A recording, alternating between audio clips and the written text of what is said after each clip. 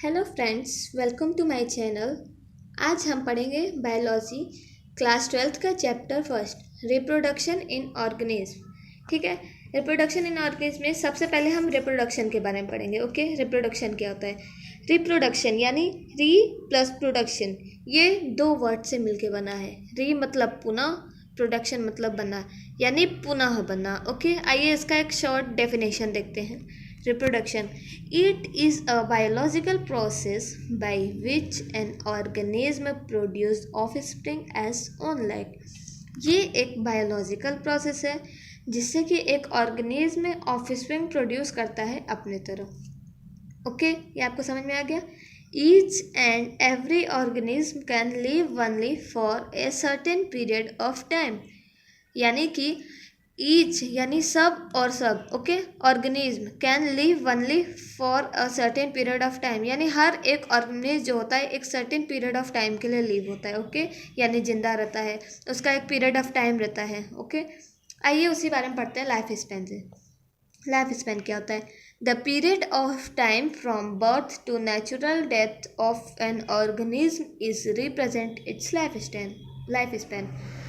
यानी कि जो किसी भी ऑर्गेनिज्म का बर्थ से लेकर नेचुरल डेथ तक का पीरियड ऑफ टाइम होता है। आइए यहाँ देखें, किसी भी ऑर्गेनिज्म का बर्थ से लेकर नेचुरल डेथ तक का जो टाइमिंग होता है, मतलब उसके बीच का जो टाइमिंग होता है, जैसे आप बॉय हैं तो फिर उसके बाद एडल्ट बनेंगे, बॉय गर्ल एडल्ट, फिर ओल्ड, फिर उसके बाद डेथ। अगर आपकी नेचुरल डेथ है, बर्थ से लेके नेचुरल डेथ है, तो उस पीरियड ऑफ टाइम को हम लाइफ स्पैन कहते हैं। Okay, that there is no natural death in single cell organism. ये तो आप लोग जानते ही होंगे कि सिंगल सेल ऑर्गेनिज्म की कोई नेचुरल डेथ नहीं होती, क्योंकि आप देखे होंगे कि यहाँ मतलब जितने भी नंबर ऑफ ट्रीज़ होते हैं, नंबर ऑफ एनिमल्स होते हैं जो कि 1000 ईयर्स से चले आते हैं, उनमें भी कोई प्रोसेस होगा उनकी कंटिन्यूटी का।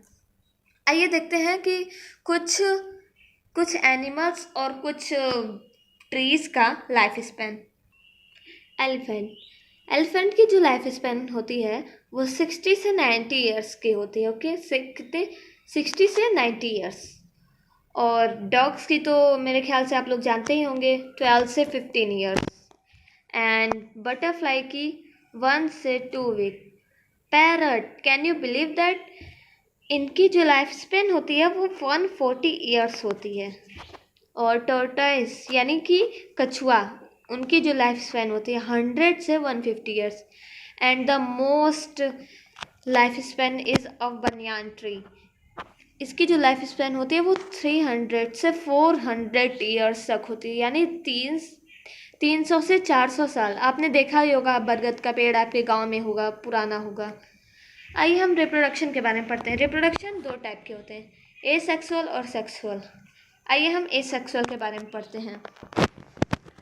In this reproduction a single individual parents is capable for producing offspring. Okay, इस रिप्रोडक्शन में एक सिंगल पेरेंट या फिर मेल या फिर फीमेल कैपेबल होता है किसी भी ऑफस्प्रिंग को प्रोड्यूस करने के लिए। Okay, as result, the offspring that produced are not only identical to one another but are also exact copy of their parents। यानी कि रिजल्ट के बाद जो ऑफस्प्रिंग होते हैं, जो पेरेंट्स से निकले होते हैं, वो प्रोड्यूस जो होते हैं वो बल्कि आइडेंटिकल ही नहीं, एग्जैक्ट कॉपी भी होते हैं एक दूसरे के। ओके, जिसका एक एग्जाम्पल क्लोन भी है। क्लोन तो आप लोग जानते होंगे। The term clone is use to describe such morphological and genetical similar individual. यानी कि जो टर्म क्लोन होता है वो डिस्क्राइब करने में मदद करता है जो भी ऑफस्प्रिंग होते हैं वो मॉर्फोलॉजिकल और जेनेटिकल सिमिलर होते हैं, यानी कि सेम होते हैं, उनकी मॉर्फोलॉजी, उनकी जेनेटिक्स सब सेम होती है। In protista and moneras, the organism or the single parent cell divides into two to give rise to new individual।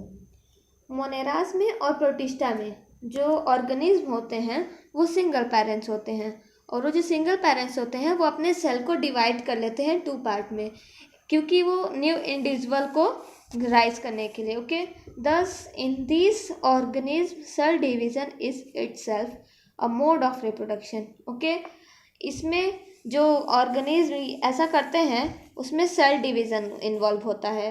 ये भी एक मोड ऑफ रिप्रोडक्शन होता है एसेक्सुअल का। Okay, many single cell organism reproduce by binary fission. जो बहुत सारे single cell organism होते हैं वो बाइनरी फिजन के द्वारा भी रिप्रोड्यूस होते हैं। Where cell divides into two halves and each rapidly grows into an adult. इसमें क्या होता है, जो ऑर्गेनिज्म होते हैं वो दो इक्वल पार्ट्स में हाफ में डिवाइड हो जाते हैं और रैपिडली यानी जल्दी से ग्रो करके एडल्ट में बदल जाते हैं। इसका जो एग्जाम्पल होता है वो होता है एमीबा एंड पैरामीशियम। अब यहाँ देखिए हमने एमीबा का फिगर बनाया है इसके बाइनरी फिजन का। पहले ये एक पेरेंट सेल, ओके, और ये जो आपको दिख रहा है ये न्यूक्लियस है। फिर उसके बाद धीरे धीरे ये डिवाइड, जो इनके न्यूक्लियस होते हैं वो दो इक्वल पार्ट में डिवाइड होना शुरू करेंगे। फिर उसके बाद धीरे धीरे न्यूक्लियस अलग हो जाएंगे और बॉडी अटैच रहेगी। फिर उसके बाद दोनों अलग अलग हो जाएंगे। ये होते हैं डॉटर सेल्स। इस प्रोसेस है ये बाइनरी फिजन ऑफ एमीबा है। Okay, in yeast the cell division is unequal and small buds are produce that remain attach initially to the parent cell. यानी कि ईस्ट में जो डिवीज़न होता है वो अनइक्वल और स्मॉल बर्ड्स का होता है। ओके, वो अनइक्वल यानी इक्वली नहीं होता और उसमें स्मॉल बर्ड्स जो हैं प्रोड्यूस होते हैं जो कि अपने पेरेंट सेल से इनिशियली रिमेन अटैच होते हैं। ओके, यहाँ हमने एक फिगर बनाया बडिंग इन ईस्ट का। देखिए ये पेरेंट सेल है और ये धीरे धीरे बर्ड निकल रहे हैं। फिर उसके बाद ये बर्ड ये। ओके, अगर आप इसका रियल फिगर देखना चाहते हैं तो ये है, देखिए it is a parent cell and it is growing and then ये बर्ड का फॉर्मेशन होता है।